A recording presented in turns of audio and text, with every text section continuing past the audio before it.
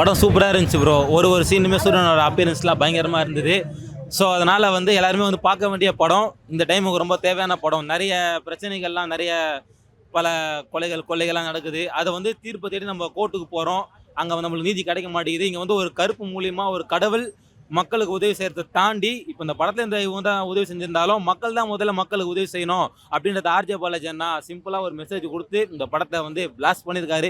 இந்த விஷுவல் எஃபெக்ட்ஸ்லாம் வந்து பயங்கரமாக இருந்தது. ஒரு சீனுமே சூரியனோட அப்பியரன்ஸ்லாம் ரொம்ப டெரிஃபிக்காக இருந்தது. தயவு செஞ்சு எல்லாருமே வந்து தேட்டரில் பாருங்கள். தேட்டரில் பார்க்க வேண்டிய படம். டிவியில் பார்க்கலாம், ஓடிடியில் விட்டுருவாங்க. தயவு செஞ்சு வெயிட் பண்ணாதீங்க. உடனே பார்த்து கிளம்பி வந்துடுங்க. டிக்கெட் புக் பண்ணுங்க. ஃபைட் சீன் ஒன்றுமே ப்ரோ, இந்த படத்தில் வந்து ஃபைட் சீனுன்னு கிடையாது. நீதிக்காக போராடுற ஒரு படம். ஏன்னா அது வந்து ஃபைட் சீன்னா வந்து எதனா தப்பு பண்ணால் மக்கள் ஆமாம் அதுதான் ப்ரோ. இப்போ நான் சொல்லிட்டேன்னா ட்விஸ்டே இருக்காது. வந்து பாருங்க. முக்கியமான ஒரு விஷயம் சொல்கிறேன். இந்த படத்தில் நிறைய ட்விஸ்ட் இருக்குது, நிறைய சர்ப்ரைஸ்லாம் இருக்குது. நீங்கள் வந்து பார்த்தீங்கன்னா ரொம்ப சந்தோஷப்படுவீங்க. தயவு செஞ்சு வந்து பாருங்கள். அவர் வந்து இந்த வயசுக்கு ஏற்ற மாதிரிலாம் மியூசிக்கே பண்ணல.